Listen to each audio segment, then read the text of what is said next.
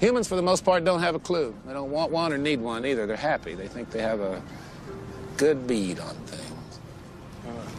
Well, why the big secret? People are smart. They can handle it. The person is smart. People are dumb, panicky, dangerous animals, and you know it. 1,500 years ago, everybody knew the Earth was the center of the universe. 500 years ago, everybody knew the Earth was flat. And 15 minutes ago, you knew that people were alone on this planet. Imagine what you know tomorrow. We don't have time for a meeting of the Flat Earth Society. A group of social criminals, these people in the space program. Nassholes, I call them. And some of those people actually still believe the Earth is flat. So if a few of them want to believe that we didn't go to the moon, let them. It's not an issue that comes up in my presentation. I mean, the Earth being flat, that's clearly ridiculous. Though I've actually been contacted by some flat earthers saying I'm covering up the fact that it's some Atlantean conspiracy.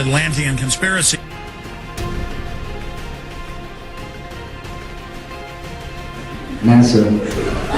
As you can see, we got a nice red serpent tongue coming through there. NASA.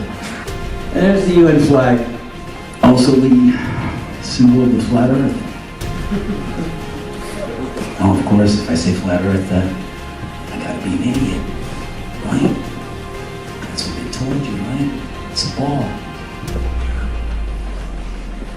There's no Antarctica in this. It's cold out here. It's like the deep South Pole, if there was one. There isn't.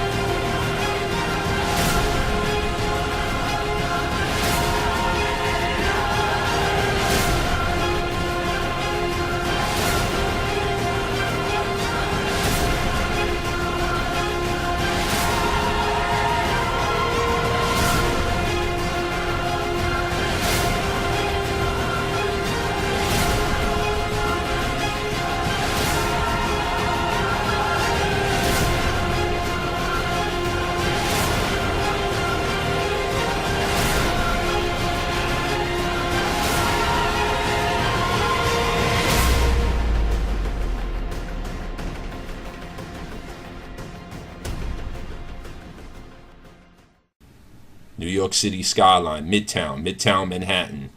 From Bear Mountain, New Jersey, 60 miles upstate. Where is the curvature? Where? No curvature. The buildings aren't curved over. Empire State Building is straight up. Straight. On the flat earth.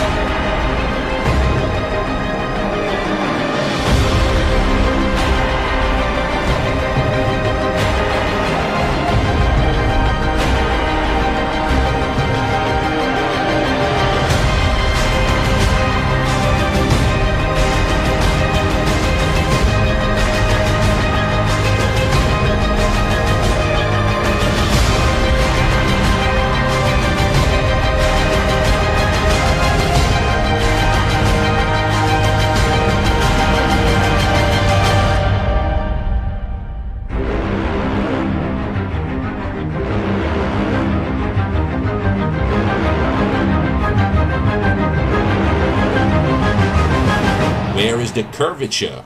Where? Good afternoon, brothers and sisters. I just want to show more definitive proof that you live on a flat earth.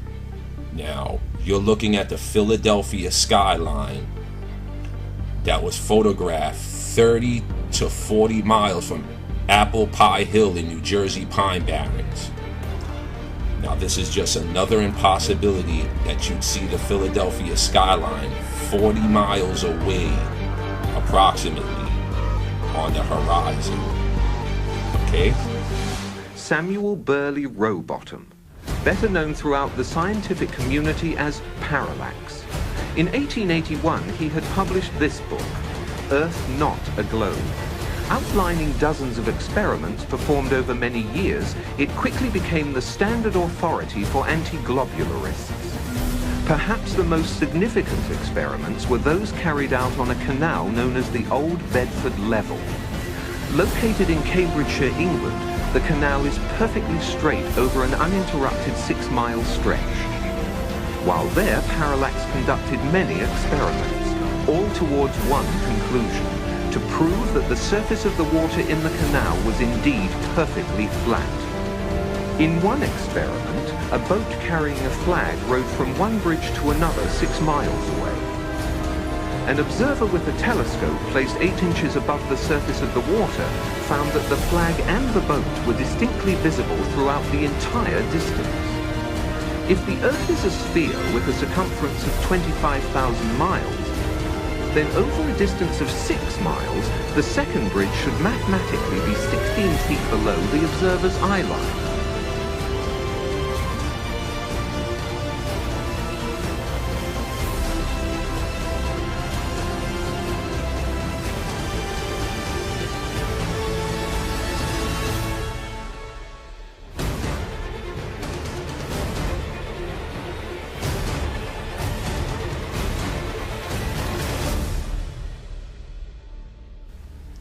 Here, you can see the New York City skyline from 60 miles upstate in Bear Mountain. 60 miles upstate and you can see the Freedom Tower. No curvature, 60 miles away. This is Bear Mountain. Here's another image from Harriman State Park, way upstate, about 60 miles from Manhattan. There's the Manhattan skyline on the flat earth. How could you see the Manhattan skyline perfectly flat from 60 miles away? How? Brothers and sisters, I want you to know that there is a spot in New Jersey, Washington's Rock, where with the right camera you could see both skylines of New York and Philadelphia in opposite directions at the same time. New York City and Philadelphia are 120 miles apart, but yet from Washington's Rock in New Jersey, the Philly skyline and the New York skylines can both be visible at the same time in opposite directions.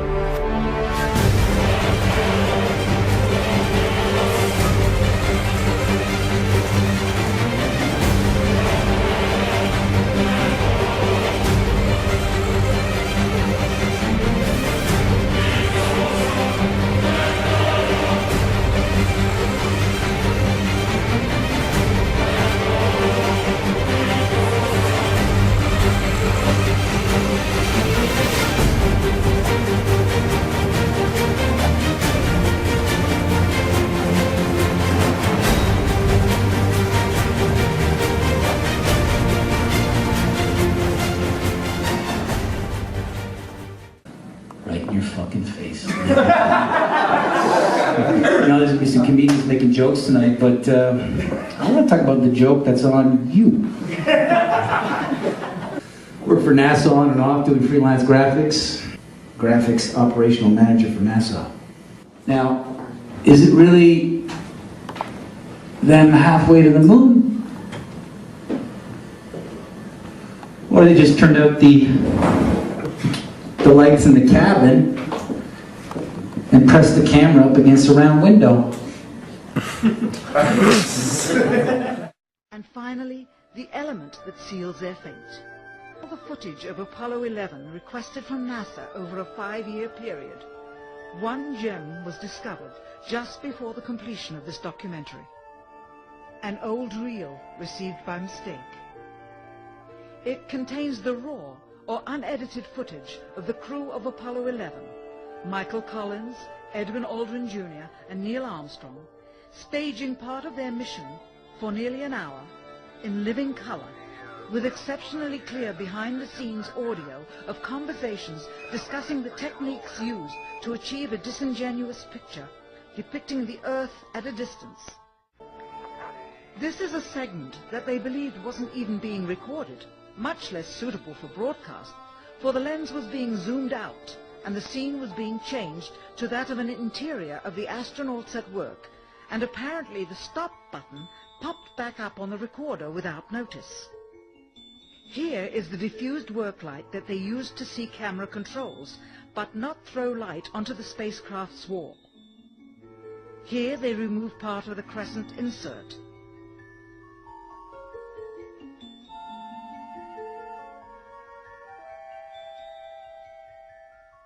Finally, the iris is opened up to see the real location of the camera and the very bright and near Earth out the window. NASA urine recycler, test 1, sample 1. It's the first water we've got out of the machine. This will allow astronauts to recycle their urine and sweat into beautiful, clean, clear drinking water. First sample, transparency, subpar.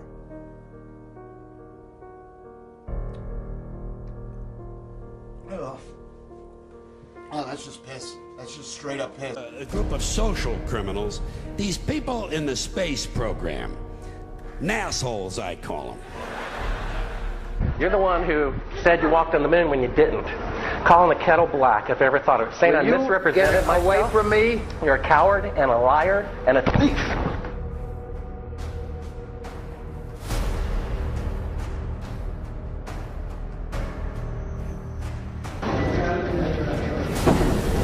You want me to knock you in the head? Well, I want you to swear to God on the Bible that you walked on the moon. Okay. If you walked on the moon, we're given the opportunity to swear to God that you walked on the moon. I'm going to give you the opportunity to get the hell knocked out of you if you don't leave me alone. So why don't you just put the end to the record in the argument, then put your hand on the Bible, swear to God you walked on the moon. Mr. Seibel, knowing you, that's probably a fake Bible. Well, you're talking to the wrong guy. Why don't you talk to the administrator in NASA? We're passengers. We're guys going on a flight. Of course. I don't hit people, but you're going to be on the deck unless you get... I'm heading out. I appreciate it. And get the hell out of the clubhouse.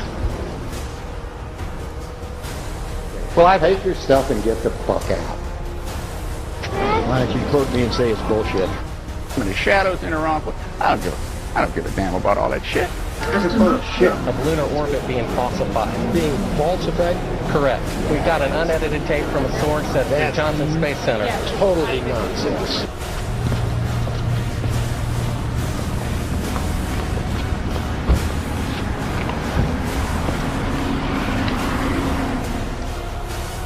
Mr. Seibel, you do not deserve answers. If you show this publicly, you're open for a lawsuit. Okay?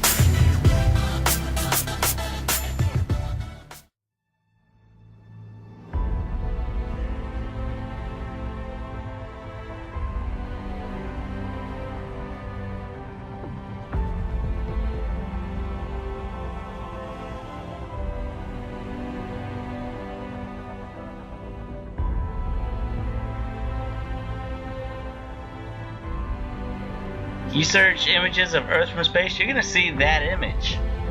I mean, why would you have fake images and computer animated images of Earth when you can have the real thing? So basically, when you search Earth from space, you should see all real images of Earth from space. Like, everybody thinks NASA does science, so why wouldn't you see that?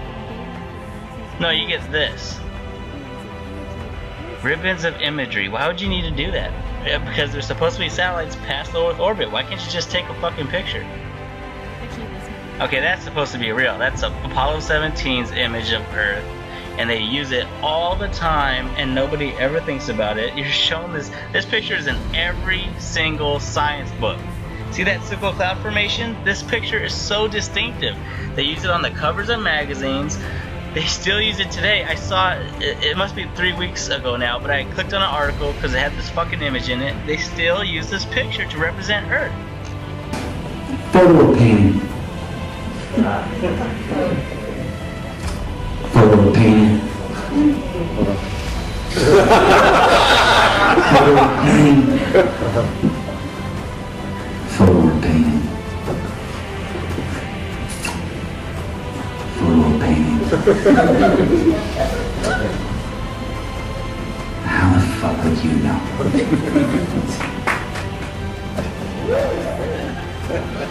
That's an official photo from NASA.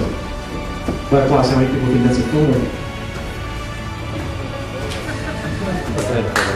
But plus, how many people think this is bullshit? Oh, this is Pupa-Pipia. This is a distant planet of Venus. As you can see here, you can see all the crater textures on my shirt.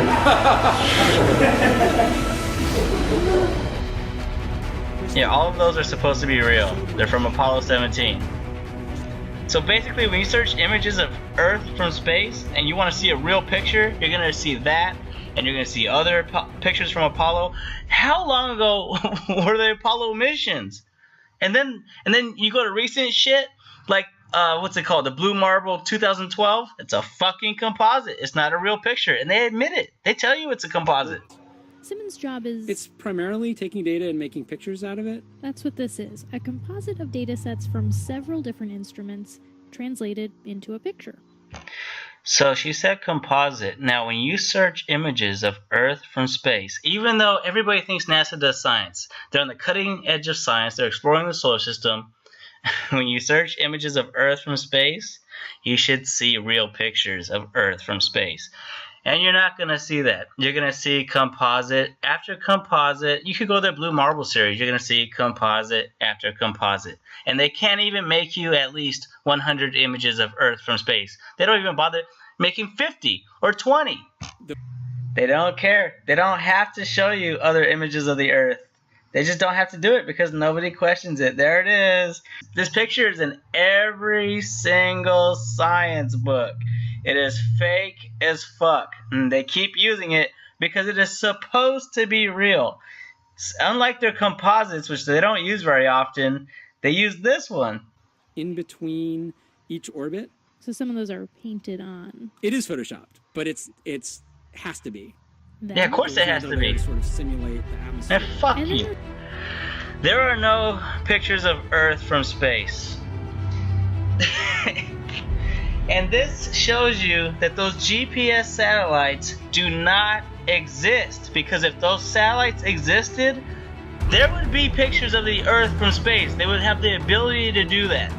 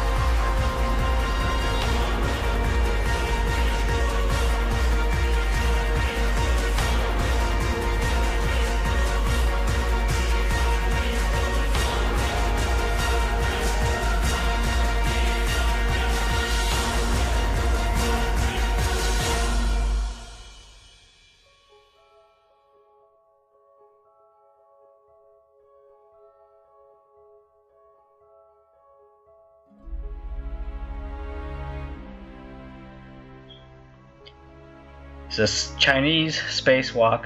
A bubble rises in the pool. It's complete fraud. Here the helmet gets hit on the International Space Station and a bubble rises into the pool.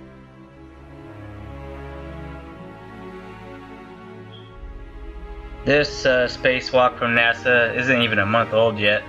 And here's a bubble taking an odd trajectory because it's in a water pool. It even curves because the water is it's not motionless, it's moving.